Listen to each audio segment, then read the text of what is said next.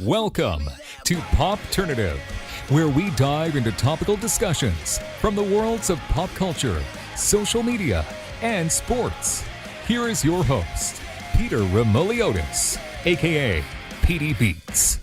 PD Beats here from Popternative, speaking to Ozie Nzeribe, aka ZMNY, about Swagger, which is available on Apple TV+. Welcome to the show, man. Thank you so much for your time.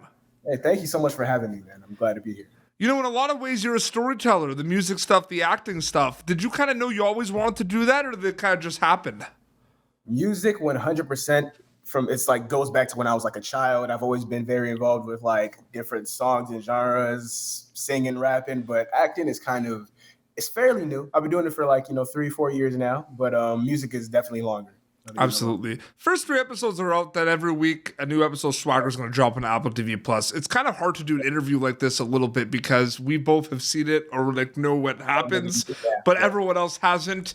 I don't think I've seen a show, Ozie, that tackles so many issues like Swagger. It's incredible. Like, what is it like being part of a show that tackles almost everything, like so many important topics, man?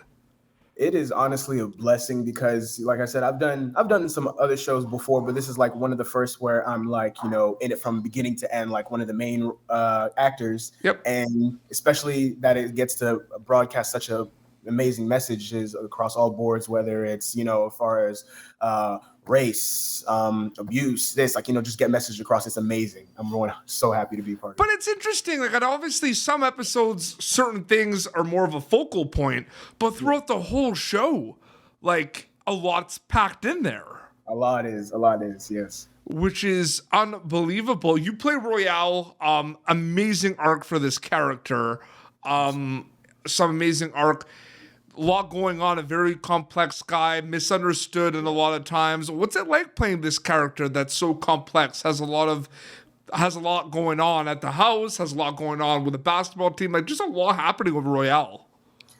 I'm loving it because as far as character-wise, I play more of the mean bully type usually, which is so funny because I'm the exact opposite. But absolutely, I'm loving playing someone really different and where I have to be the outcast and kind of not as bubbly as myself. I love when I get to play someone completely different. Yep. You know what I mean? That I am. But it's funny enough that I still have certain similarities with the character, which is why I had so much fun playing. It's interesting too. You look at the players that are on Swagger and a lot of the other cast members. Some of you have acted in projects before. This is their first big project. It's interesting because you look at a lot of your past projects, and I find it's I was talking to Solomon, who plays Phil. There's so much going on. It's crazy in the show. So a lot of people didn't know what to expect. You were taught on Shameless, so you I'm sure, did you kind of know a little, you were kind of used to being on a show that was so emotional and packed, right? Shameless is packed, Swagger's packed more, but you kind of had a bit of familiarity, right, Ozie? With drama and stuff, yes, definitely. I already had some leeway. It was easy to slip into, but it was just still a different vibe because I don't usually get to work with people around my age that much. Every here and now then, but it's just really cool to just have we became a family. But these are my brothers and sisters, and we got to do this big project, this drama, and it's so hard to stay serious on set because everybody's such a goofball. We spend between takes, you wouldn't even know how many times we're laughing and just messing around, and we just have to all right, and then act real serious. It's so well. It's interesting you say that because again, we don't want to get into big spoilers. There's some episodes in this that are going to be tough for the viewer to watch. Yes. There's going to be a lot. There's some intense stuff. There's one episode I'm thinking of that is just packed that they're going to be able to see.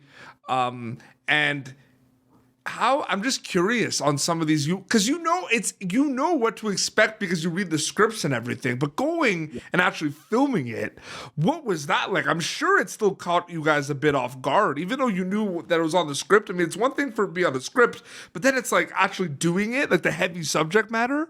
Mm-hmm. Those things like I said, as far as acting, this has become my passion. Any opportunity I get to play roles like this, where I get to experience things, well, experience what my characters experiencing that I've never been through before. I jump at a chance to do it, and it's just really, I see it as not even just like work or a job. I see it as like, okay, this is a fun experience we're gonna have today. Some days will be heavy, where it's like, like I said, we have a lot of deep stuff we talk about and go through, as far as maybe absent parents or this or that, whatever it may be. And it's like, whoa, you got to take a minute and just be like, number one, the writers did a phenomenal job. And it's like, I'm sitting here and I'm here working with their words and I'm actually like acting everything out. And it's like crazy. Yeah. But definitely more excitement and than I would be like feeling like, oh, because like I said, I like playing stuff that is like, farther than what I go through in my life. For sure. No. 100%. A little bit of a tale of two shows swagger. In one regard, it's about basketball. Yeah. The other spectrum of things, it's not about basketball at all. It's about life. What's it like being on a show that's like tale of two shows a little bit? It's about basketball, but it's not really about basketball.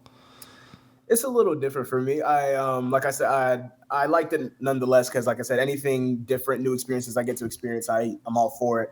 But it was definitely a little weird because I never really known what went inside like sports side of filming TV shows, because everything I've been in has just been like, strictly like film, yeah. Nothing. But this is my first time like I got to see how like sports are done behind the scenes, and it's really Todd cool. Played a bit of basketball on Shameless, didn't he? He did, but it's funny enough. But before that, this was the first basketball thing I did.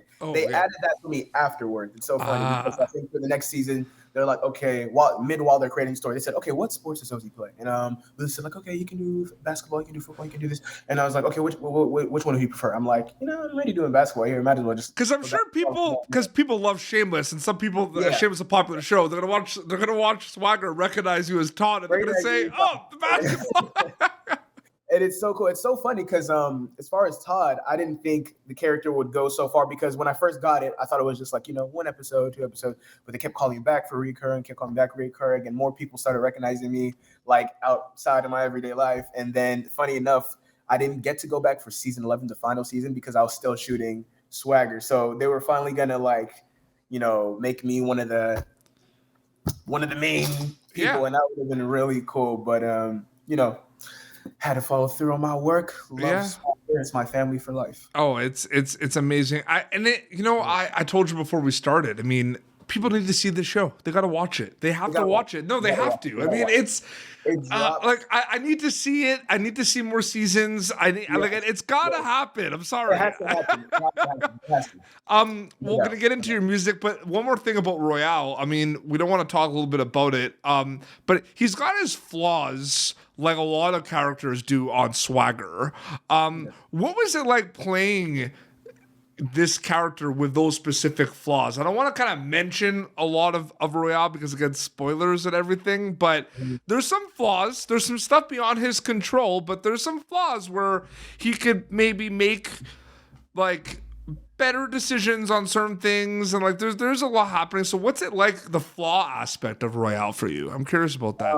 The flaw aspect is, I'm pretty sure I know what you're talking about. Like I said, we don't want to spoil anything, but I will say that specific flaw, this is where the things where I said I kind of relate to my character in a way, because certain things we have to go, I've been through what my character's been through in those certain flaws, and it was definitely hard growing up. You know what I mean? Because they were especially intense when I was a little bit younger, but now I'm more older and mature. It's like it's mellowed out. Yep. But, I just felt like kind of right at home. I felt like I knew exactly what I was doing. Yep. You know what I mean? And I knew what Reggie, the director, had in store for me, and it was just a perfect fit. It was a perfect fit. Absolutely. For your music, you're known as ZMNY, which you do a lot of amazing stuff. Before we get into your music, I mean, you could appreciate, I'm sure, doing a lot of your music. I mean, the soundtrack for this is amazing. Yes, phenomenal. Like, I got the guys and I, after watching a couple of, like, man, like, this is really, they outdone themselves. Like, it went crazy. The theme song, too, is great. The theme song, it's stuck in our heads. We can't get it out. It's so funny because we had the premiere for this, like, the 26th. Who's it by, the theme song? The theme song, actually, Weird enough, I don't know. Because that's the thing. I got screeners for it, right? Like, and I watch it later, and there's like the songs there, like there's no info. We weren't sure. Funny enough, I'm actually afterwards. I'm meeting up with the director later today, actually, just to talk about certain things. But I actually don't know. But we played it. It was just immediately like the vibe of it just took over. It really just expressed what the show was about. Like, it had soul in it. Just like, again, I'm not gonna spoil it by like giving you a little taste of it, but like just everybody go watch this show now. I am so happy for you guys to just get into it. What excites you from the music perspective of things? What excites you though specifically? Because I feel like with music, I used to play in bands and everything too. There's a lot in terms of the craft of creating art and creating music. There's the actually like writing it, going in a studio, playing a show. What specifically is kind of the standout aspect of music that you enjoy? Well, I enjoy every part of it. Yep. Obviously, but as far as like what gets me really hyped up when I'm just like losing my mind was like, let's say I'm in the studio.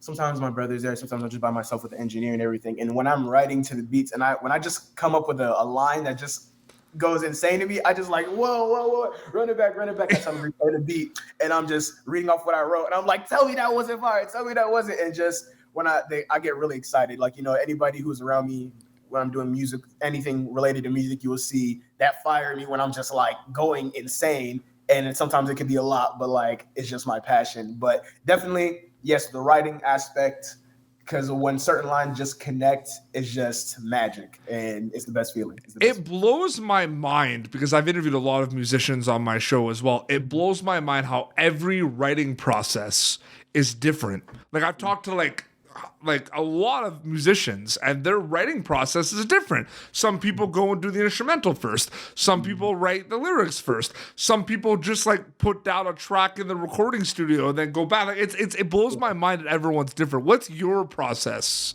specifically? My process, I do a little bit of both. Usually though, like especially more lately, I come up with melodies at the top of my head like that, probably at home, laying down, watching TV, whatever. I come up with like, it's not hard for me to come up with melodies, then later a chorus. So my thing first, I may change it up soon, but I'm going to give you a little breakdown how it is. So there's a melody in my head. I expand on it. I keep going with it. Then I kind of give it like random words, right? Yep. Just fillers until I actually write it down. Then once I get a gist of how I want it to go, then I start writing to it. Yep. The sound in my head, and like I immediately take my phone, start recording melodies so I don't forget it. What I mean, in memos or anything like that. And then I kind of make the beat with like humming and snapping and all that stuff here, whatever I had in mind, play it, and then kind of go over there and try to write to it. So I kind of make it there, and then afterwards, when I have everything, I go down to the studio and try I try with my engineer our best to to make this beat come alive. Yep. And let's say 6 out of 10 works. Sometimes it's just really hard because not everybody can get what's inside my head. And it's like hard sometimes. I try to get it as, easily to understand as possible. But at the end of the day, you know what I mean? It's, they can only do so much. But I do try just as far as beat. I try my best to just stay first, doing the beats first, because it's easier just to get along right to this, because sometimes songs turn out differently, but they're like happy accidents. Like one of my recent songs is called Bye. And before that, it was an accidental song because I was trying to recreate a whole different concept in my head beforehand. Wow. But it turned into something else. But I was like, I'm going to run with this. I'll save this until, I have a better idea how to make it and put it out. Yeah, absolutely. But yeah, so mainly the process, definitely the melody in my head, goes to writing, record it, then take it to the studio. Yeah, that's my main. No, absolutely. Ozie, thank you so much for coming on Popternative. I really enjoyed chatting with you, man. Thank you so much for having me. Thank you. I had a lot of fun. So, Swagger, they got to watch it. They have to watch it. They got to watch it. It dropped the second it dropped, which was midnight last night. I went insane. I couldn't believe our work finally came out. We've been shooting this for a minute. You guys are going to love it. It has something for everybody. It's not just about basketball. It's about real life and real life encounters. It doesn't matter upper class, middle class, lower class. It touches all bases. And y'all going to just be picking out favorite characters. Y'all going to start making edits and stuff. I can't wait to see. But Apple, right now, everybody go stream it. Swagger. They got to do it. And where can people follow you on social media to keep up to date with everything?